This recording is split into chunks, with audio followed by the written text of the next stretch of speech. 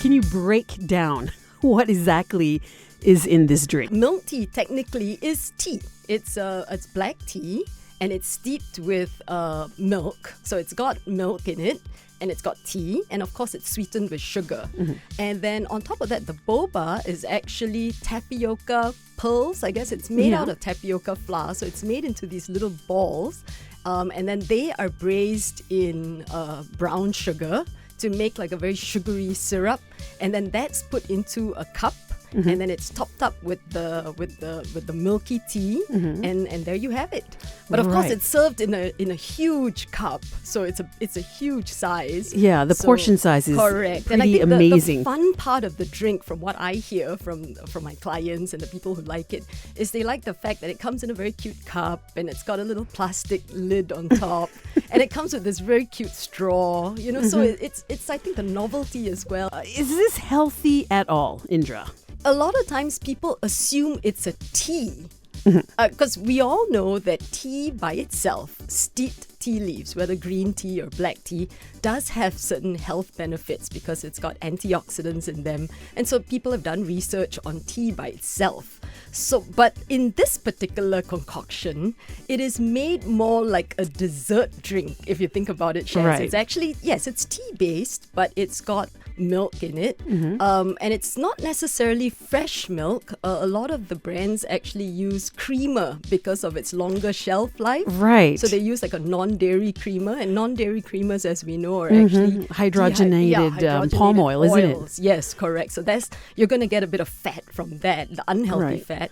And then, of course, because of its unique flavor, it's made into more of a dessert drink. So that's why the sugar is added to it. Right. And the pearls. So if you think about it, yes, it's tea-based per se, but it's very different nutritionally than just a cup of steeped green tea and this dessert drink, because you've added all of the other ingredients. So technically, the way I would view it is, it's a dessert drink. Right. Some people would argue that, hey, it's brown sugar. Brown is better than white, right? Yes. What are your thoughts on this? A lot of people assume that even honey is healthier than white sugar. But at the end of the day, whether it's brown sugar, honey, white sugar, organic, whatever you want to call it, it's still a sweetener.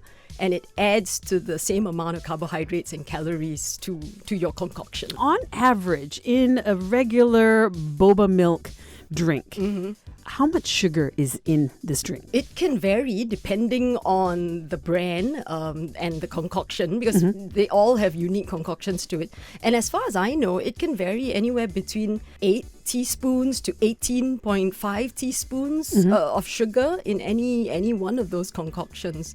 So a lot of it is also the size of the cup. So the larger it is, you're going to end up with a whole lot more teaspoons of sugar in there. Right. And Shaz, the World Health Organization recommends that we consume no more than 10 teaspoons of sugar in a day, of added sugar. And this is for an average adult. And for children, no more than 5 teaspoons of sugar in a day. So just putting that into perspective, you can see where that one dessert drink can actually, make you go over your limit. You go over. If they love this drink, how often would you recommend that they drink this boba milk? Well, like I said, it's a dessert, so it's a treat. Infrequently, I guess. It all depends how you want to. How active you are as well. How active you are, whether it fits into your whole scheme of your calorie intake. Yeah, you're very right. The more active you are, the more calories you burn. And a drink like this every now and again wouldn't be so damaging to your overall weight or your calorie intake. But if you're a person who's already very sedentary, you're already suffering from weight issues, and you've got other underlying health issues like diabetes and other things like that, then a drink like that, and if you're hooked on it, can potentially become a serious problem. I'm sure it can. And I think on another note, what I wanted to say is for parents out there to not make a drink like this into a treat for your child, I guess. A lot of times there's an emotional attachment to certain foods. And when parents make a boba milk drink like this a treat to a child, then there's always going to be that emotional love towards that drink. And at some point, it's going to be hard to wean them off it because it's something they look forward to. Right. So that's always the general rule of thumb when it comes to foods like this. Don't make it a reward. Okay, well, that's great advice.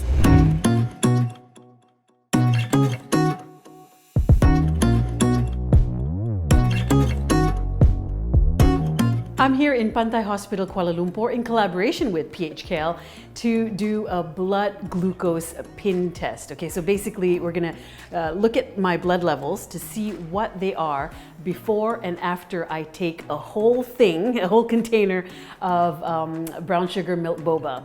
So we're gonna compare the results and see how much sugar is gonna affect me.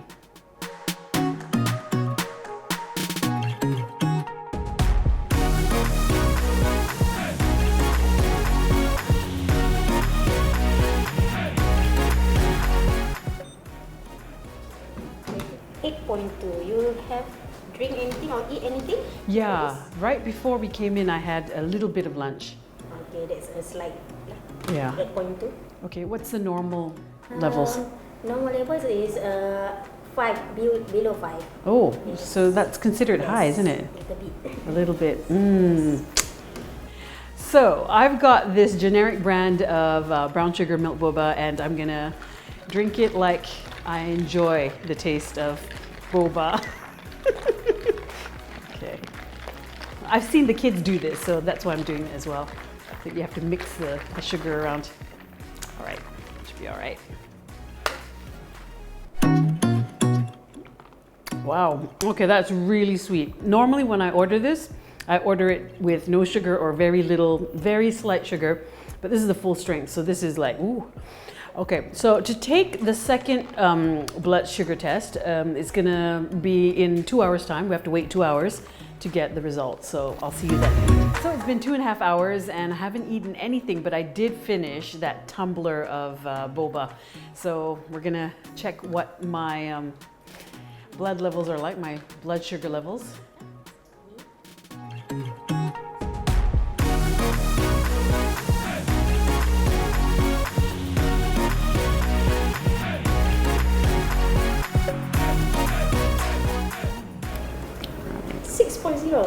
Amazing.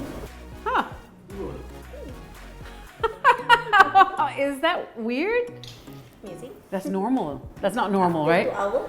After 2 hours? Yes. So even though my blood glucose level, sugar levels went down, it doesn't mean that you should be drinking bubble tea every day, okay? And well, I want to thank Pantai Hospital Kuala Lumpur for collaborating with us on this little experiment. Thank you, Pantai. So I think that's because what we call, we always test your sugar 2 hours after, you call it 2 hour postprandial. So the first one was just after lunch, so your sugars have just gone into the body. The insulin has not gone up. You have to take the sugar out of the bloodstream to put it into the cells. You know, that's where the sugar is used up. So too fast after lunch, you know, half an hour, 40 minutes, your sugars will probably be still high, so it's 8.2. The right thing would have been to check 2 hours later.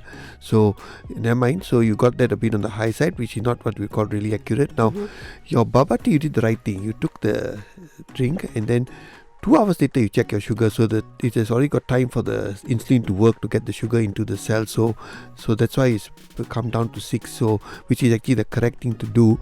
Now, whether it would be better to know, you know, what was it 2 hours after lunch, your sugar, what was the level, and then after baba tea, what was the level, whether you know it was going to be lower or higher. So maybe you have to do that again.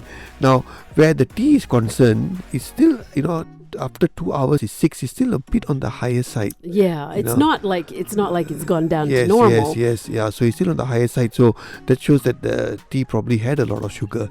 You know, it's also good to know what is your normal fasting blood sugar. Right. So in order to do that, you have to go in there without having had anything to eat or drink. For 10 correct?